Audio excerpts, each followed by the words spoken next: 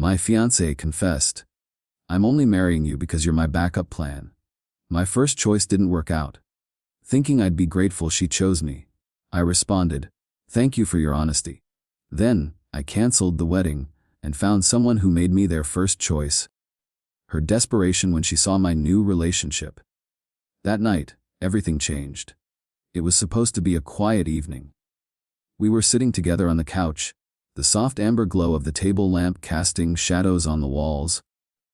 The scent of wine lingered in the air, mixing with the faint aroma of dinner.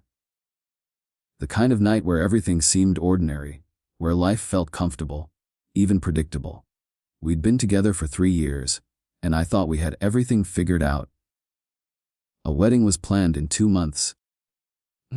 Invitations were sent, the venue booked, the deposits paid. I had spent $28,000 on what I believed was the most important day of our lives. But everything shattered in a matter of minutes. As we sipped wine and talked about finalizing details, she suddenly went quiet, her gaze drifting away from me. I could tell something was on her mind. She took a deep breath, then turned to me, eyes wide, almost anxious. Can I tell you something? She asked. My stomach dropped. I knew that tone. When someone says that, it's never good news. What's up? I asked, trying to keep my voice steady though inside, a knot was forming in my chest. She paused, her fingers tracing the rim of her glass. Then she looked at me, almost relieved to be saying it out loud. Remember how I dated that guy before you? She asked. The one I told you was just okay. I did remember. It wasn't a topic we spent much time on. She'd mentioned him briefly when we first started dating, but she always brushed it off as nothing important. Yeah. What about him? Her eyes softened, and she shifted in her seat as though bracing herself for what came next. Well, I was actually in love with him. Like really in love. Wanted to marry him. But he didn't want the same things. He was focused on his career, traveling. Not ready to settle down. So it ended. I nodded slowly, trying to piece together what she was saying. Okay. And then I met you, she said, her voice light, almost as if she were telling me about the weather. You were perfect. You were stable, ready for commitment, marriage, kids, everything he wasn't. And I'm really glad it worked out this way, because now I have you. She smiled at me, a smile I hadn't seen before, like she was proud of herself. Proud that she had figured it out, that she had settled on me. I could feel the weight of her words sinking in, but I couldn't quite grasp the reality of it. I stared at her, feeling my heart race in my chest, but my thoughts were scattered. So? Wait, you're telling me that I'm your backup plan? The words hung in the air like smoke, suffocating the space between us. She laughed softly, as if I were overreacting. It's not like that. I didn't mean it that way. It's just that I'm really glad you're here. I stood up, the chair scraping against the floor. I walked into the kitchen, trying to process what I had just heard. The words replayed in my mind of backup plan. I came back with her wine glass refilled, trying to keep my composure. I handed it to her without a word, then sat back down. Thank you for your honesty, I said, my voice steady. I was calm, but inside, I was anything but. Really, I appreciate it. She beamed at me, almost relieved that I wasn't upset. I'm so glad you understand. I was worried you'd be upset, but you're so mature about this. I didn't feel mature. I felt like I was losing my mind. But I held it together, feeling the weight of her words crushing my chest. Question though, I said, my voice soft. If he showed up tomorrow, and he wanted you back, would you go? Her smile faltered. She looked at me, eyes wide, then shook her head. That's not fair, she said, her voice shaking slightly. It's a fair question, I replied, leaning forward. Would you? The silence stretched between us, thick and uncomfortable. She avoided my gaze, her hands trembling around her wine glass. We're getting married, she said quietly. I made a commitment to you. That's not a yes or no question. I didn't say anything. I just stared at her, trying to make sense of it all. This wasn't how it was supposed to be. We were supposed to be happy. I got up, walked back to the kitchen, and grabbed my laptop. I need to make a few calls, I said, opening it on the coffee table. Her eyes widened. What are you doing? I didn't answer right away. I dialed the first number.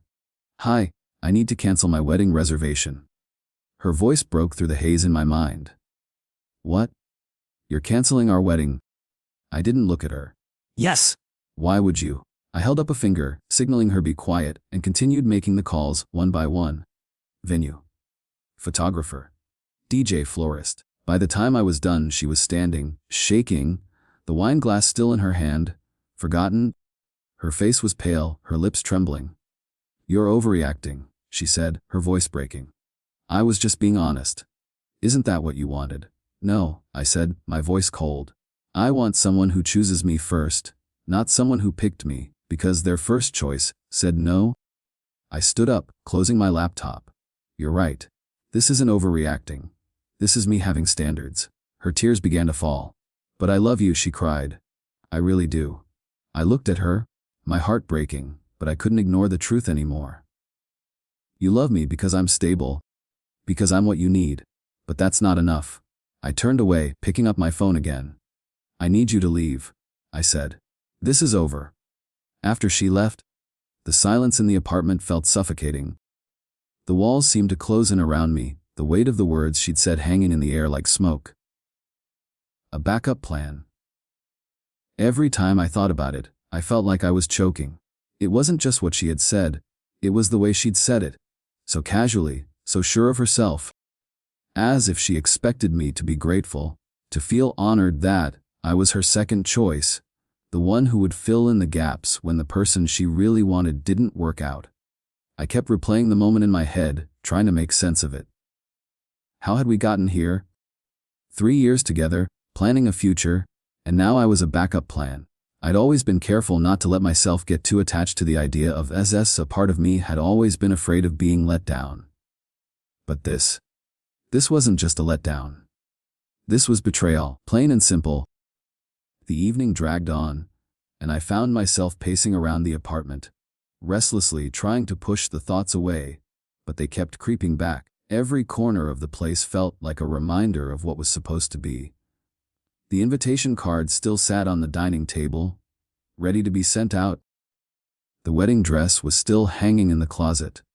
I could hear the wedding playlist I'd made in my head, the songs we had chosen together for our first dance. It was all a lie. Every bit of it. I didn't know what hurt more, the betrayal itself or the realization that I'd been so blind to it.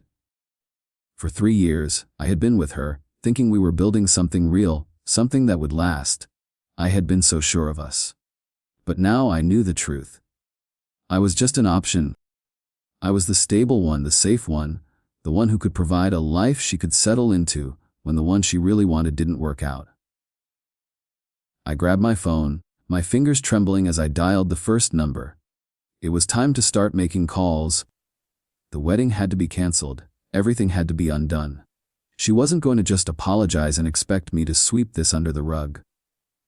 No, this was bigger than that. I wasn't going to be a consolation prize. I deserved more. The first call was to the wedding venue. I sat at the kitchen table, my heart beating in my throat as I spoke to the receptionist. I didn't make small talk, just got to the point. I needed to cancel the reservation. I could almost hear the woman's confusion through the phone, her polite response, as I gave her the details. When I was done, I hung up without a second thought, my stomach in knots. The next few calls were the same, the caterer, the photographer, the DJ. Every time, I heard their voices, asking if everything was okay, if I was sure about this, but none of that mattered. I was sure. It didn't matter that I'd lost thousands of dollars. What I was losing now was far more precious than money. By the time I finished making all the calls, I could feel the reality of it sinking in. I was doing it. I was canceling everything. There was no going back now. I stood up, walked to the bedroom, and grabbed my laptop. I opened it on the coffee table, not sparing her a glance. I needed to get the logistics out of the way. She was standing in the doorway now, her face pale, her eyes wide with disbelief. She looked like she hadn't even processed what had just happened, like she was waiting for me to come to my senses and apologize for overreacting. I could see it in her eyes. She was scared now, but not for the right reasons. She wasn't scared for me. She was scared because she realized I wasn't going to be there to pick up the pieces when her first choice didn't want her. "Are you serious right now?" she asked, her voice shaking. "You're canceling our wedding?" I didn't look up as I typed the next number into my phone. "Yes," I said flatly. "I'm canceling everything." "Why would you?" She stopped, her voice breaking, but I wasn't listening anymore. I made the last call to the florist. My mind was a blur, but I kept moving. Kept making decisions, doing what I had to do. I wasn't going to let this woman manipulate me into staying. I wasn't going to be anyone's backup plan. Not anymore. She stood there frozen, her hands shaking as she clutched the wine glass, now forgotten. "I didn't mean it that way," she said, her voice small, almost pleading. "I didn't mean for it to come out like that. I was just being honest." Her words echoed in my mind, and I looked at her, my heart breaking all over again. "You literally said backup plan," I said coldly, not looking her as I hung up the phone for the last time. "Those were your exact words," while smiling. "Don't act like you didn't know what you were saying." Her eyes filled with tears as she stepped forward, her hands outstretched.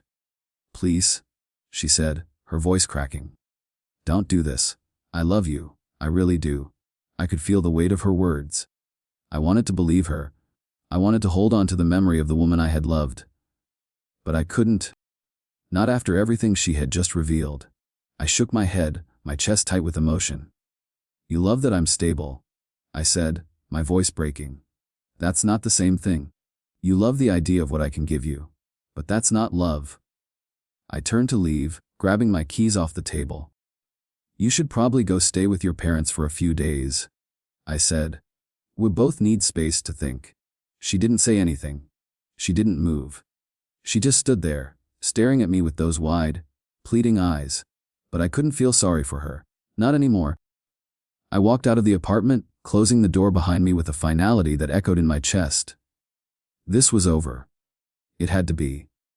And as much as it hurt, I knew it was the right thing. I couldn't be her second choice. I wouldn't be. The next few days felt like a blur, but also like I was trapped in slow motion. My apartment was silent, too silent. It felt hollow, empty, like I was just going through the motions, but nothing felt real anymore. I kept thinking about her words, replaying them in my head over and over. Backup plan. I couldn't escape them. Every corner of the apartment, every piece of furniture, every detail felt like a reminder of her, of us. And I kept wondering, how had I not seen this before? The first call I made was to the lawyer. I wasn't sure if I was ready to take legal action, but something about the finality of it calmed me. I needed to make sure I had everything in place, that I wasn't going to second-guess myself. She wasn't going to walk back into my life and make me feel like I'd done something wrong. I wasn't going to let her guilt trip me into taking her back. Not after that. The next call was to my real estate agent. I couldn't live in the condo anymore. Not after everything that had happened. It felt like a trap, a symbol of everything that had gone wrong.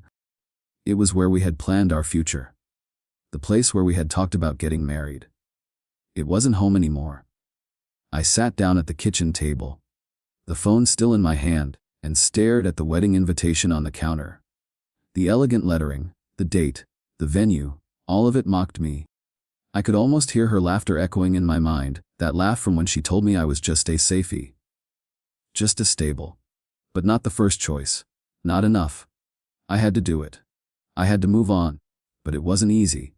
Every time I picked up the phone, every call I made, I felt the weight of it. This wasn't just canceling a wedding. This was saying goodbye to everything I had thought was true. I thought we had a life ahead of us. I thought we were building something. But now it felt like everything was crumbling in front of me. And I was just trying to stay standing. A few hours later, my phone buzzed. I knew it was her before I even looked at the screen. I didn't want to answer. I couldn't bear the thought of hearing her voice again, knowing what she had said to me. But the phone kept buzzing, and I knew she wouldn't stop. I swiped the screen and put the phone to my ear. "Jason." Her voice came through, shaky, like she'd been crying. "We need to talk. Please, just listen to me." I closed my eyes, trying to gather my thoughts. There's nothing to talk about, I said, my voice colder than I intended. You made it clear how you feel, and it's not the same way I feel. She was silent for a moment, probably shocked by how blunt I was.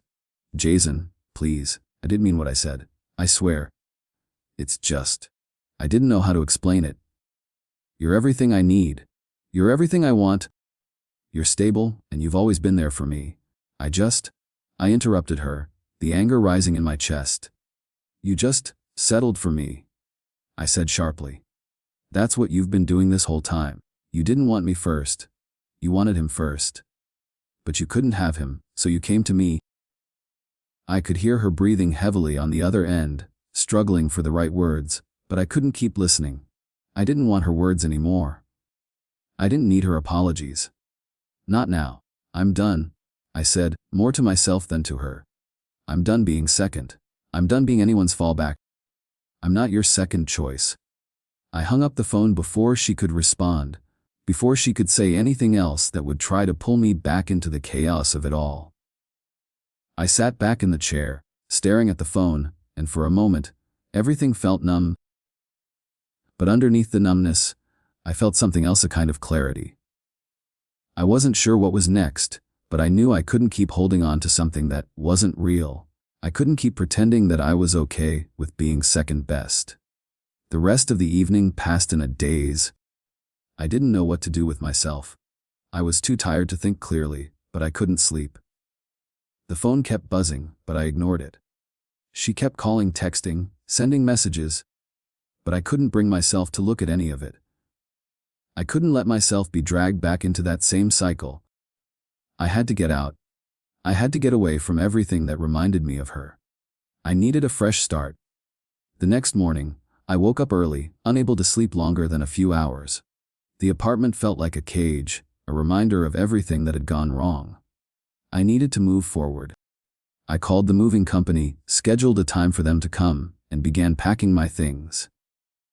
It felt like I was erasing her from my life, one box at a time. Each item I packed was a step further away from the life I thought I had. And yet, there was this part of me that kept asking, was I doing the right thing? Was I being too harsh? But then I thought about the words she'd said, backup plan, and I knew I was doing the right thing. I couldn't live in a place that reminded me of someone who had never truly chosen me. Not after everything. The days that followed were filled with strange clarity and overwhelming emotions, all tangled together. The numbness I'd felt at first slowly shifted into something else. I had always been someone who believed in fixing things, in making relationships work, even when the odds were stacked against me. But this time, something was different. I wasn't trying to fix anything. I wasn't going to bend over backward to make it work, not when I had been so clearly second place.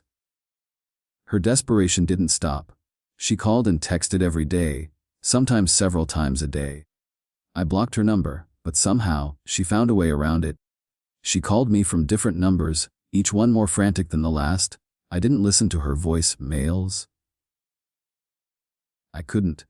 Every time I heard her, it felt like I was drowning all over again. It felt like she was pulling me back into her web, asking me to forgive her, asking me to understand that she didn't mean it the way it came out. But it didn't matter how she meant it. The truth was there, loud and clear. She saw me as her backup plan. And no amount of apologies or sweet words could undo that. It wasn't just her, though. Her family began reaching out. Her mother called, practically accusing me of overreacting. She didn't mean it. She insisted. You can't throw away everything just because of one mistake. I didn't answer. I didn't need to. I knew what was happening. They weren't just defending her. They were defending the idea that it was okay to settle for someone who wasn't my first choice. They didn't see what I saw. They couldn't understand that I wasn't willing to be anyone's fallback. I spent the next few days taking care of the logistics. I sold the condo I had been living in. The place I had bought before we met. It was mine, and it had always felt like my space, but now it felt tainted by the memories of her. I needed a fresh start, away from all of it. So, I signed a lease for a smaller apartment in a different neighborhood. It wasn't much, but it was mine. And that was all I needed. But, even with the new place, the feeling of loss still lingered. I thought about everything that had happened, all the years we had spent together, the trips we took, the quiet nights spent on the couch, talking about our future. And now it was all gone. I had been so sure that we were building something real. But in the end, she had made it clear that she never truly chose me. Not the way I wanted to be chosen. The hardest part was the next day, when I went to the apartment to pack up the last of my things. As I stood in the doorway, I saw all of her things still there, scattered around like remnants of a life I couldn't have anymore. Her favorite books on the shelf, the framed photos of us on the walls. All of it felt like a lie. I couldn't keep looking at it. I packed everything I could and called the moving company. I didn't care if it was too soon. I needed to get out. When the movers arrived, I was surprised at how calm I was. I thought I'd be more emotional, more hesitant. But I wasn't. I just wanted to leave, to put all of it behind me. I signed the paperwork for the move and watched them load my things into the truck. I wasn't looking back. Not this time. By the time I was settling into my new place, I had received several messages from her. She was frantic, accusing me of throwing everything away, of overreacting. She didn't understand why I wouldn't talk to her, why I wouldn't give her another chance. She didn't get it. She didn't understand that it wasn't about the argument. It wasn't about her choosing her ex or whatever she thought was a mistake. It was about the fact that I was never her first choice. I wasn't the one she wanted from the beginning, and I couldn't keep pretending that I was okay with that. I didn't respond to any of her messages. I couldn't. I was still processing everything. Still trying to figure out how to move forward, how to live with the fact that someone I thought I'd marry had never truly chosen me. But then I realized, this wasn't something I needed to figure out alone. I had my friends, I had myself, and I had this new chapter of my life waiting for me. I wasn't going to waste any more time wondering about someone who had already made her choice. The first time I went out after the move was to meet a friend for coffee. I hadn't seen him in a while, and he was someone I could always count on to just listen. We talked for hours about life, about everything. I didn't mention her. I didn't need to. He could tell I was different. Lighter, almost. And it felt good, to be able to laugh again, to feel like myself. But that night as I was walking home, I saw her message again. This time, there was no accusation, no blame. Just a simple, "Please, Jason. I love you, can we talk?" I stood there for a moment, phone in hand. My thumb hovered over the screen, but I didn't answer. I didn't want to. I had nothing left to say. This was the last message I would ever get from her. And it felt like closure. I turned my phone off and put it in my pocket. As I walked back to my apartment, I couldn't help but think that this was the hardest part of all. Letting go. But I was done being her second choice. And I wasn't going to let anyone treat me like that again. The future was mine now. And I was going to make sure it was one where I was chosen first. I spent the next few days in a daze, moving through the motions, but feeling strangely detached from everything. The emptiness of the new apartment felt like a constant companion, but it was different from the old place. The old place had felt like a cage, a place full of memories that now felt suffocating. This new apartment, though it was mine, it was a fresh start, even if I wasn't fully ready to embrace it. I tried to focus on the practical things, unpacking boxes, setting up my furniture, getting the essentials in place. I didn't want to spend too much time thinking about her, about what had happened, but it was impossible to avoid. Every time I unpacked something, I found myself thinking about the life we'd planned, the future we'd imagined together. And every time, I had to remind myself that future wasn't real. It was just an illusion. The messages kept coming. I had blocked her number, but she found other ways to reach me. Texts, emails, even messages through social media. I ignored them all. It was hard. The guilt started creeping in, but I kept pushing it down. I couldn't let myself second-guess the decision I had made. I had to stick to my boundaries. If I let myself feel sorry for her, if I let myself believe the excuses she was making, it would all fall apart. I couldn't go back. I didn't hear from her for a few days after that. But then her mother called. I didn't answer, of course. I didn't want to hear anything she had to say. But she left a message, her voice thick with emotion. Jason, you can't just throw this all away. She loves you. She's sorry for what she said. You know she didn't mean it. Please? You have to understand. She's been through so much. You're the one she needs. She just didn't know how to express it. I listened to the message and deleted it. It was almost like she was trying to guilt trip me, to make me feel like I had done something wrong. But I didn't feel guilty. I didn't. I had made the right decision. Still, the doubts lingered. I couldn't help but wonder if I was being too harsh. Was I overreacting?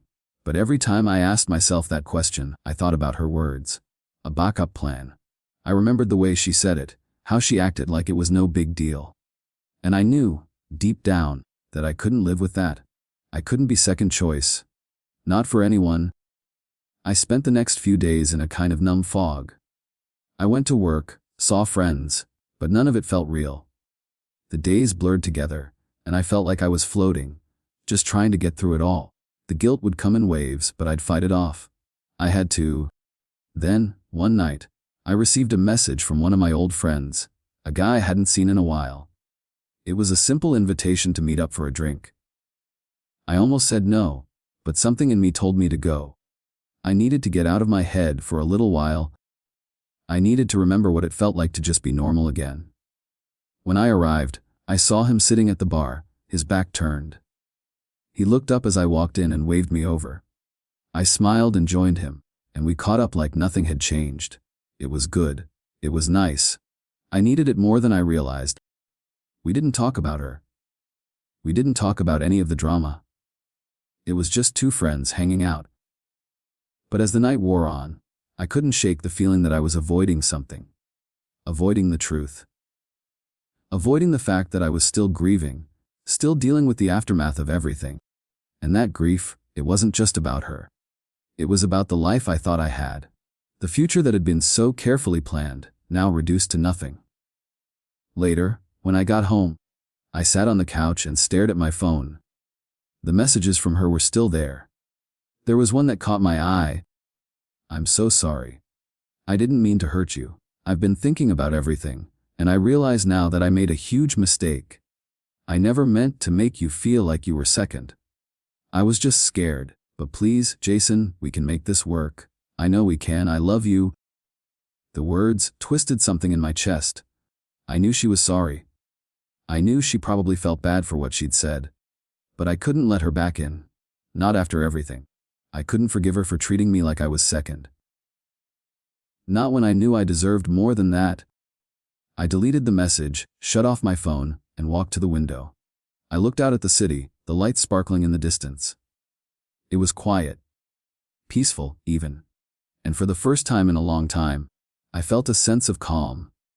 It wasn't about the apartment or the friends or the distractions. It was about me, taking control of my life. I had made a choice and I was sticking to it. I didn't need her to tell me she loved me. I didn't need her to beg for forgiveness. I needed to love myself first. I needed to understand that I was worth more than being someone's backup plan. And I wasn't going to settle for less. The next morning, I woke up feeling different. Stronger, somehow. The weight I had been carrying for so long felt a little lighter. I didn't have all the answers and I didn't know what the future held, but I knew one thing for sure. I wasn't going to let the past define me anymore. I was moving forward, one step at a time.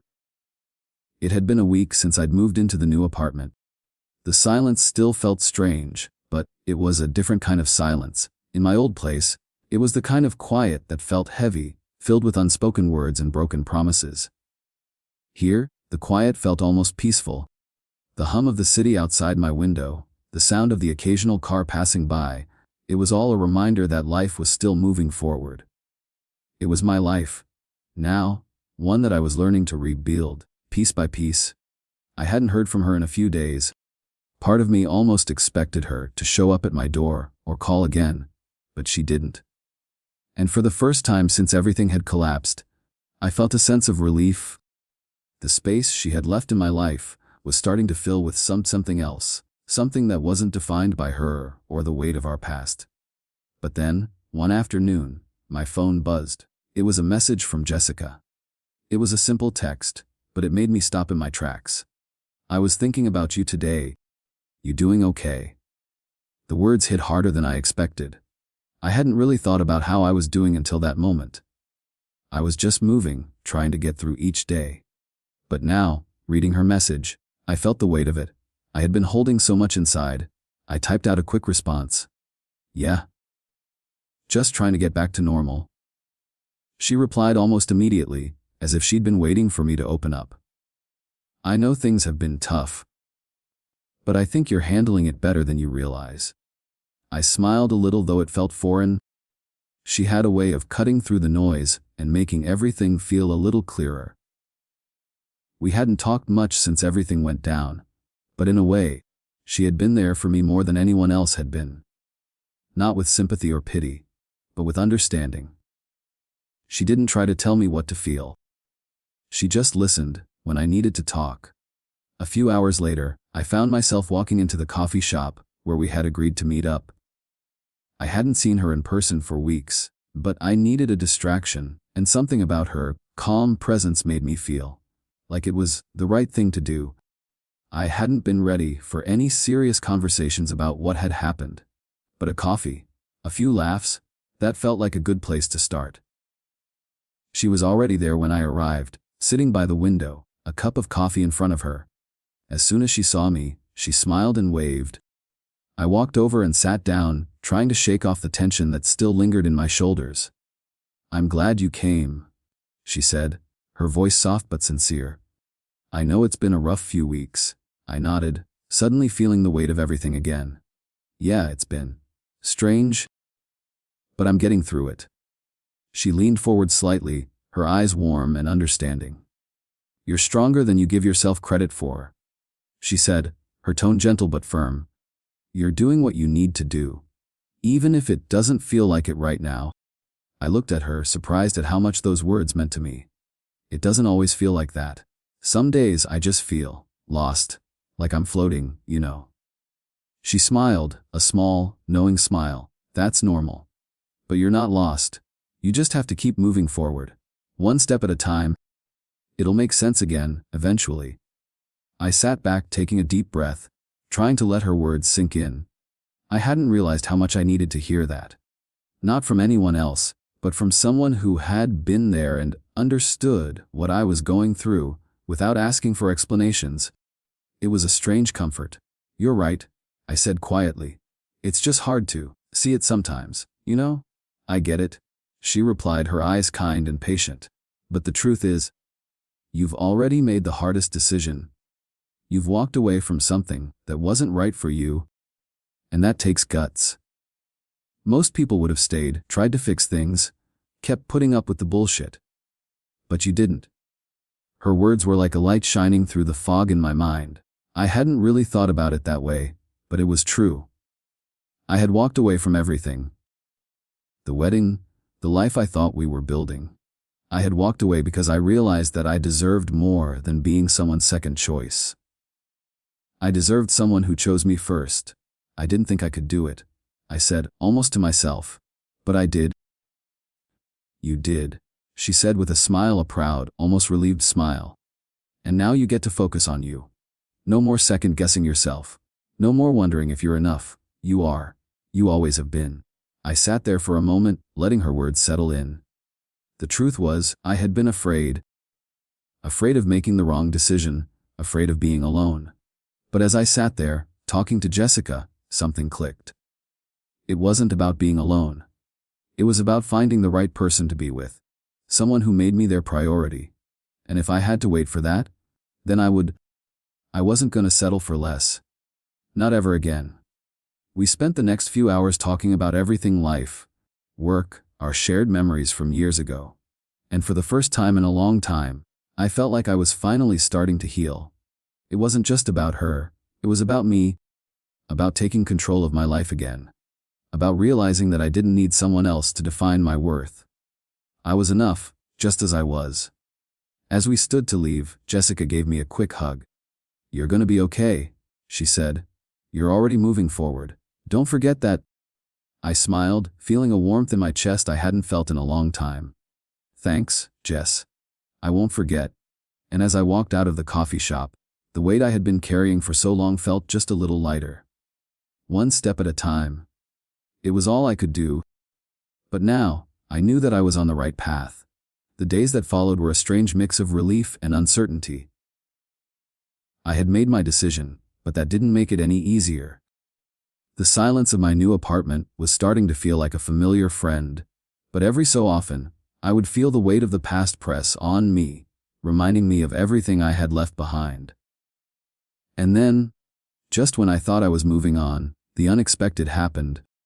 I was sitting on the couch, sipping my coffee, when my phone buzzed. I looked down, half expecting it to be Jessica, or maybe a work message, but instead it was her. Her. I stared at the message for a long moment before even opening it. Part of me didn't want to. I'd blocked her number, I'd set my boundaries, but here she was, still trying to reach me. This time it wasn't a text, it was an email. And in the subject line, "We need to talk." I sighed, running a hand through my hair. I couldn't do this again.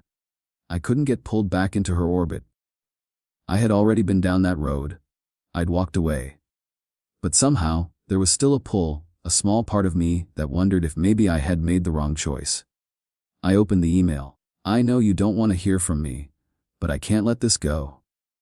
I need you to know that I was wrong. I didn't mean what I said, and I've been thinking about it constantly. You were never my second choice, Jason. I don't know why I said that, but I need you to know how much I love you. Please, we can work through this. I don't want to lose you." I read it again, just to make sure I hadn't misread the words. But they were the same desperate plea. She was trying to rewrite the story, trying to make me believe that she hadn't meant to hurt me. But the truth was already out there. I had heard it, and I couldn't unhear it. I couldn't pretend that what she said hadn't shaken me to my core. I didn't know what to do. Part of me wanted to respond, to tell her that it was too late, that I couldn't go back to that place, to that relationship. But there was another part of me, the part that had loved her, the part that still cared, that wanted to see if maybe she had really changed, if there was any hope for us after everything. I took a deep breath, put my phone down, and leaned back against the couch. I needed space. I needed time to think. And more than anything, I needed to be sure of what I wanted. I had spent too long questioning myself, wondering if I was making the right decision. But now, I wasn't so sure. A few days passed, and she kept reaching out. I couldn't avoid her forever. The guilt that had been buried under all the anger began to surface again.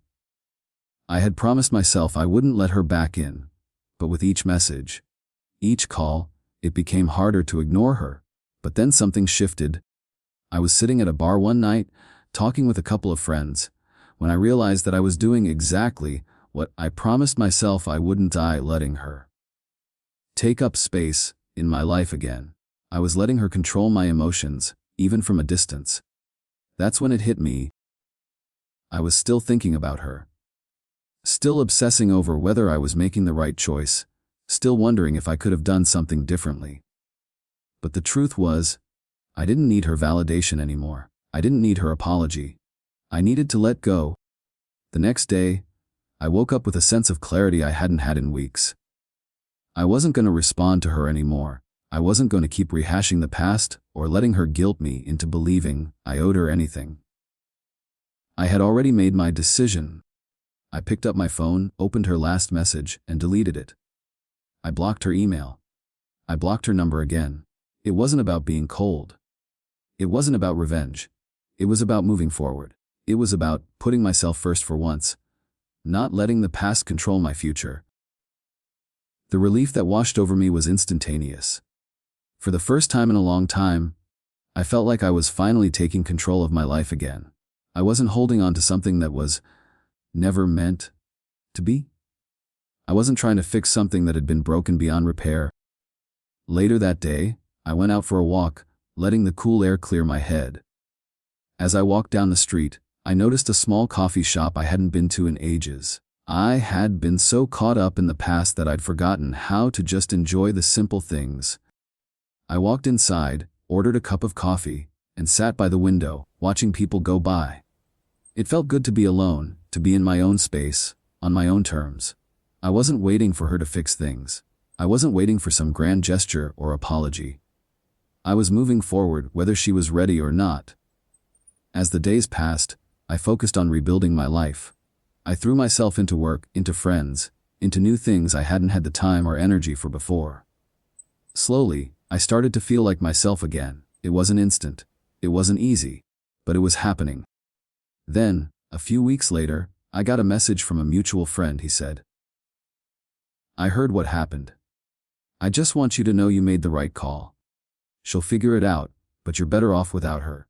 I stared at the message for a while, then I put the phone down. For the first time, I didn't feel a pull to respond. I didn't feel the need to explain myself. The past was the past, and I was done looking back. As I looked out the window of the coffee shop, I thought about what I wanted moving forward. It wasn't just about finding someone new or getting over the past. It was about learning to choose myself, about realizing that I didn't have to settle for anything less than what I deserved. And for the first time, I felt at peace with that.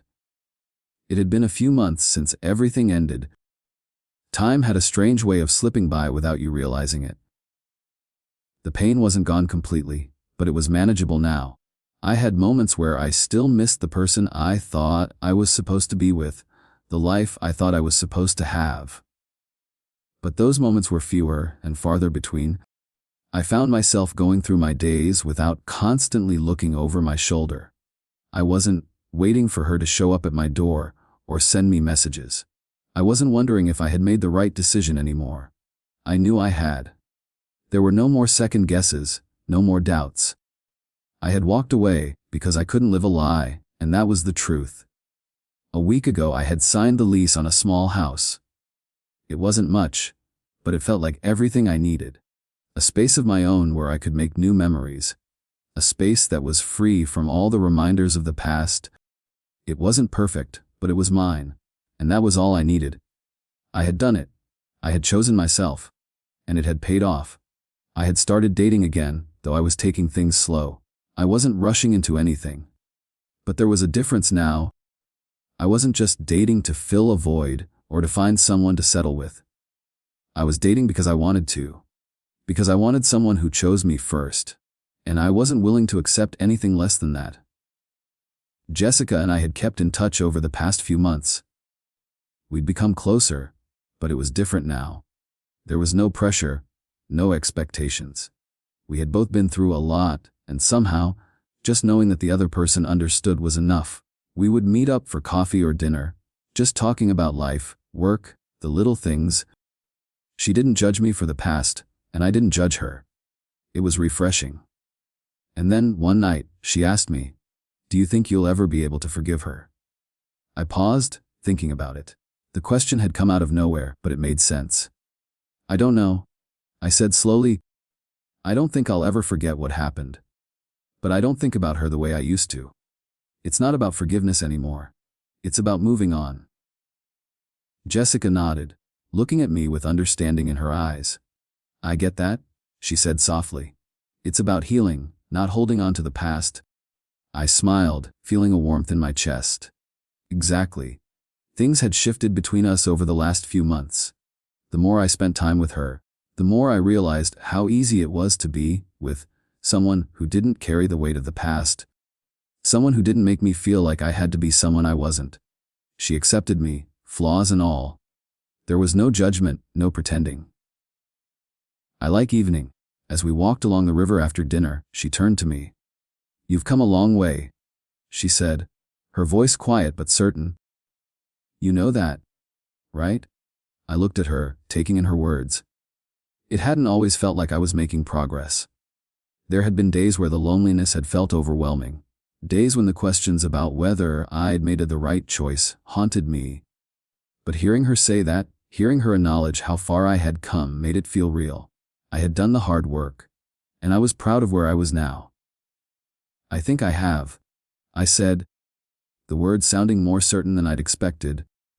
We walked for a while longer, enjoying the stillness of the evening, the sound of the water lapping gently against the banks. The world felt peaceful in a way it hadn't in a long time, and for the first time, I felt completely at ease with myself. I wasn't running from the past anymore.